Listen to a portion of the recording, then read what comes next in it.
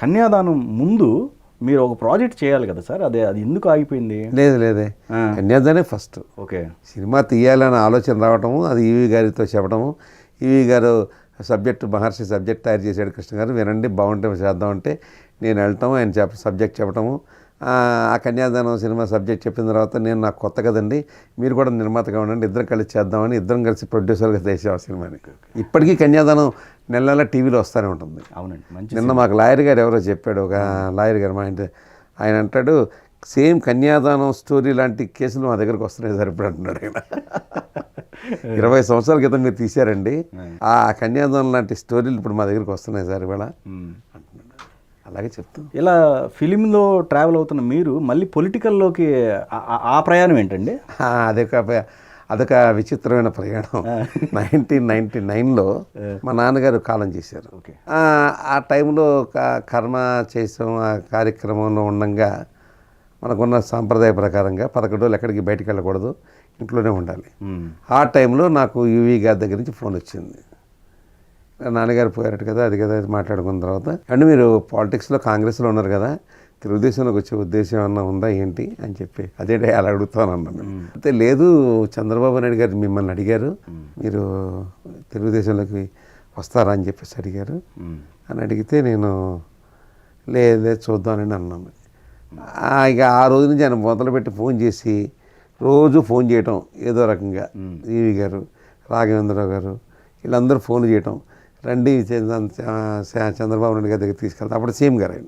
Okay. 1994 నుంచి 1999 వరకు CM, 99 నుంచి 2004 వరకు సీఎం, 99లో జరిగింది ఈ సంభాషణ.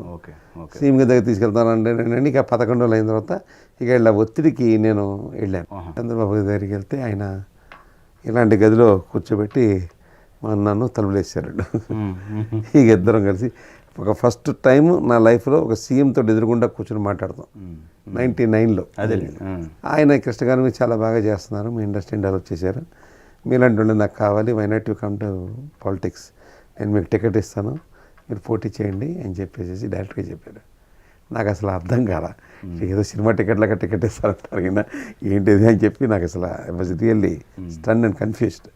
సరే ఇక ఆయన మాట్లాడి చెప్పిన తర్వాత నేను ఇంటికి వెళ్ళి మాట్లాడతానండి, మాది జాయింట్ ఫ్యామిలీ అండి అని చెప్పి ఇంటికి వచ్చి మా పిల్లలతోటి, మా అబ్బాయిలతోటి, మా తమ్ముళ్ళతోటి అంతా ఇంతకంటే మంచి ఛాన్స్ ఉంది, చక్కగా వెళ్ళటం 35 డేస్లో క్యాంపెయిన్ చేయడం, ఎమ్మెల్యే అయిపోవడం జరిగిపోయింది.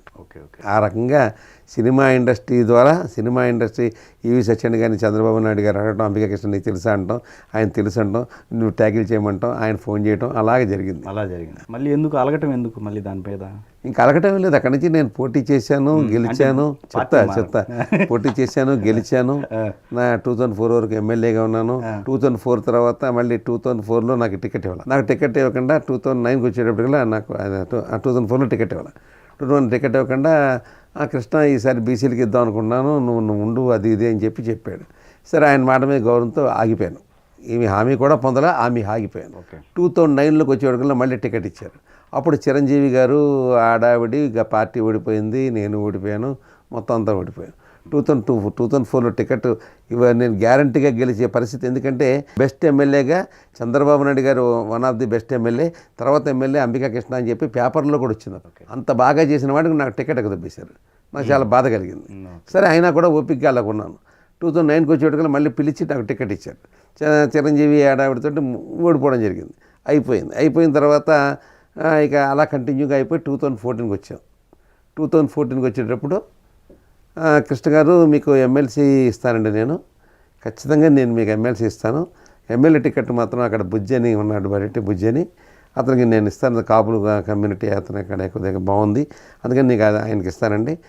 అవతల పక్క నాన్నగారు కూడా కాపే కాబట్టి ఈయన కాపు మీద మనకు ఓట్లు ఇదవుతాయి, నాకు పార్టీ ఉద్దేశం ప్రకారంగా మీకు చెప్తున్నాను, మీకు ఎమ్మెల్సీ ఇస్తాను అని చెప్పేసి మా వయస్సులు పెద్ద వయసులందరూ ముందు చెప్పారు. 10,000 మంది మీటింగ్ ముందులో చెప్పారు. ఒక ఖమ్మంపాటి రామ్మోహన్ రావు ఎంపీ గారు ఉంటే ఆయన కూడా ఏలూరు పంపించి ఏలూరులో పబ్లిక్ మీటింగ్లో అంబికా కృష్ణగా ఎమ్మెల్సీ ఇస్తానని చెప్పి సీఎం గారి ప్రతినిధిగా నేను వచ్చి చెప్తున్నానని చెప్పి ఆయన చెప్పాడు. ఇన్ని రకాలుగా చేసిన తర్వాత 14 అయిపోయింది, 15 అయిపోయింది, 16 అయిపోయింది, 17 అయిపోయింది, నాకు ఎమ్మెల్సీ ఇవ్వాలి. నా ఏరియాలో ఉన్నటువంటి నా జిల్లాలో ఉన్నటువంటి వాళ్ళకి ఎమ్మెల్సీగా రెండోసారి ఇచ్చారు. రామ్మోహన్ రావు అని అతనికి రెండోసారి ఇచ్చారు. అతను మరి రెండోసారి అతనికి ఇచ్చి నాకు ఇవ్వకపోవడం నాకు చాలా బాధ కలిగింది. నాకు మాట ఇచ్చి పబ్లిక్లో మాట ఇచ్చి అందరి ముందు చెప్పి ఇలా చెప్పి రెండోసారి ఒక ఎమ్మెల్సీ ఉన్న అతనికి రెండోసారి ఇవ్వాల్సిన అవసరం ఏంటండి? అతనికి రెండోసారి ఇచ్చేసి అది నా జిల్లాలో నా పక్కన పాలకొల్లో నాకు ఎంత బాధగా ఉంటుంది. అగౌరవం అయిపోయింది.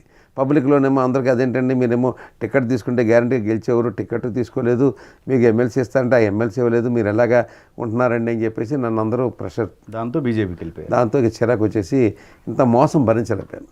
ఇంత మోసం, ఆ మోసం భరించలేక నేను